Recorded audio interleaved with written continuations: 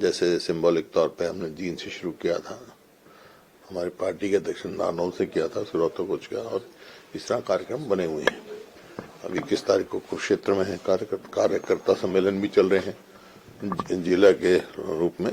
तो सारे कार्य जो जिस हिसाब से समर्थन मिल रहा है, जिस तरह से लोगों का उमड़ के आ रहे हैं, उस हिसाब से मैं कह सकता हूं कि लोगों ने मन बना लिया है कि 2024 में हरियाणा में कांग्रेस की सरकार बनाएगी। सर राहुल गांधी जी की एक मिनट हुड्डा सर, लगातार शैलजा जी फिर से अपना और सुरजेवाला के अलग से वो चल रहा है। हालांकि उसको कह दिया गया है कि ये मतलब कांग्रेस का वो नहीं है, इसको कार्यक्रम नहीं माना जाएगा, लेकिन लगातार एक अलग खेमा फिर से शुरू हो। कोई बात नहीं, क्या है, कांग्रेस का ही प्रचार कर रहे हैं ना।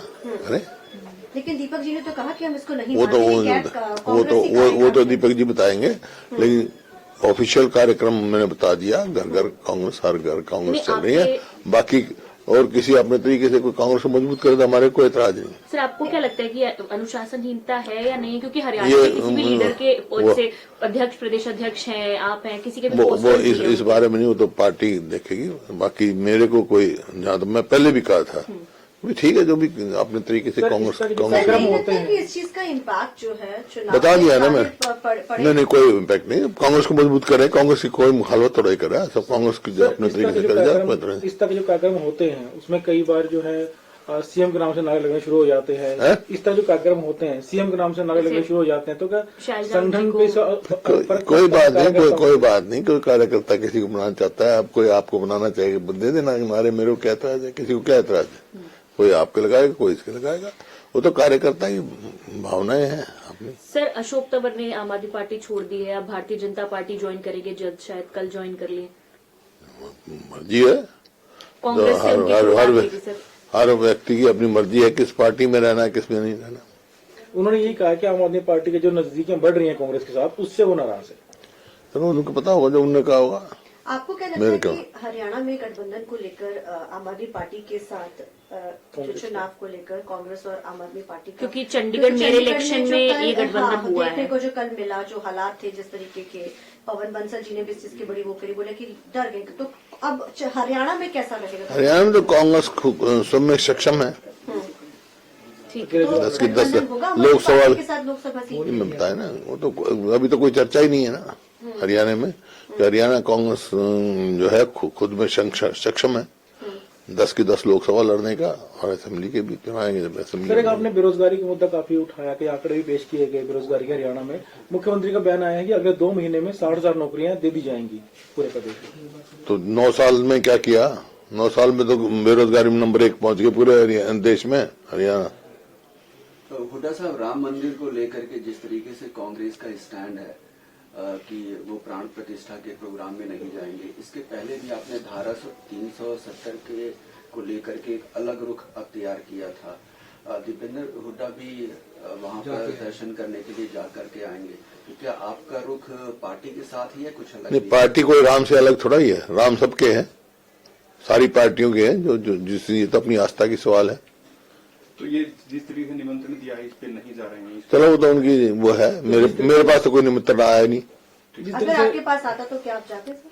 मैं उस हाइपोथेटिकल सवाल का क्या जवाब दूंगा? मैं पहले भेजो, फिर मैं दे दूंगा जवाब। पहले आप भेज दो, पहले मेरे को भेज दो। मैं तो जब राम बुलाएगा तो मैं चला जाऊंगा, राम सबका है। पिछले दिनों सर ईडी ने बुलाया था आपको, 7 साढ़े 7 घंटे तक आपकी बातचीत हुई, क्या उसमें सर कुछ? क्या ईडी ने बुलाया था आपको? हाँ, फिर क्या, पहले भी बुलाया था।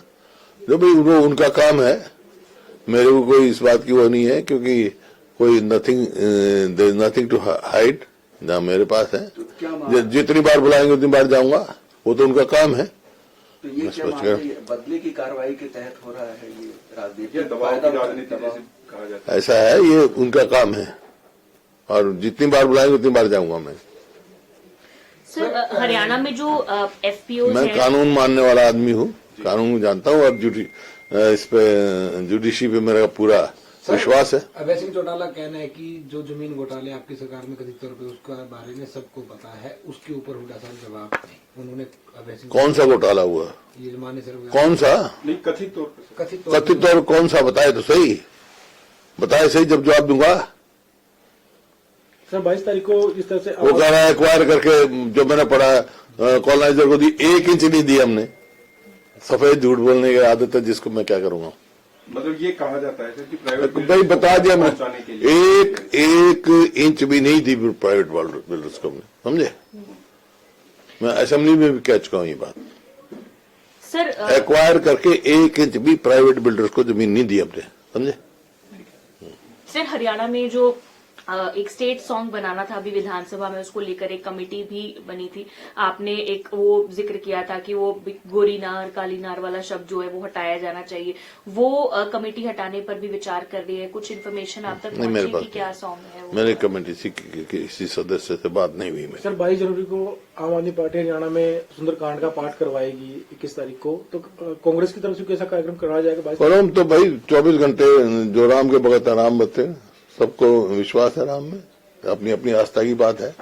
कोई पहली दफा होना क्या सुंदरकांड, हमारे बहुत करते रहे हैं पहले। एक सर एक लोकसभा चुनाव आ रहे हैं, तो क्या अगले महीने से हरियाणा के अंदर रैलियां वगैरह होंगी? क्योंकि कह रहे हैं कि चल रहा है ना हमारे तो। नहीं, बड़ी रैलियां केंद्र हाँ तो चल रही हैं रैलियां, केंद्र स्तर के नेता हैं। चल रही हैं रैलियां भाई। सर एक आखिरी सवाल है कि जिस तरह से गठबंधन को लेकर बात चल रही है, गठबंधन की जो बातचीत चल रही है दिल्ली में, किस गठबंधन की? कांग्रेस और आम आदमी पार्टी, इंडिया गठबंधन, इंडिया तो ब्लॉक की।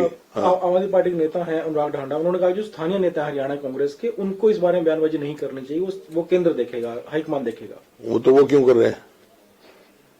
वो क्या है, वो भी तो स्थानीय नेता है। बजट सत्र आ रहा है सर, बजट सत्र आ रहा है, कैबिनेट बुला ली गई है, किस तरीके से देखते हैं बजट को? आना है, नॉन परफॉर्मिंग गवर्नमेंट है और कर्जा बढ़ा दिया होगा, और बजट में क्या है, कर्जे में डुबा दिया होगा हरियाणा। कोई सजेशन सर, क्योंकि मुख्यमंत्री हर बार सजेशन मांगते हैं अलग अलग नेताओं से, सांसदों से। क्या अब तक मांगा है आपसे? क्या आपसे कोई ऐसा है, सरकार को सजेशन देने का फायदा क्या? जब कर्जा ही बढ़ाना है इन्होंने, काम करना ही नॉन परफॉर्मिंग गवर्नमेंट है, तो उनको क्या सजेशन देनी है? ठीक है सर। मैं तो कोई सजेशन देता नहीं। एक सर, जब ये 3 राज्यों के नतीजे आए हैं, भारतीय जनता पार्टी की जीत हुई, इसके बाद कह रहे हैं कि हरियाणा की 10 की 10 सीटें भारतीय जनता पार्टी जीतेगी। कांग्रेस की तरफ से कहा जा रहा था कि ये सेमीफाइनल, और सेमीफाइनल भाजपा जीत चुकी है। मैंने कहा ना, कांग्रेस जीतेगी हरियाणा में, और लोकसभा में भी कांग्रेस की बहुत अच्छी स्थिति रहेगी। आप देख रहे हैं, लोगों ने फैसला करना है, इनने नहीं फैसला करना है। ठीक।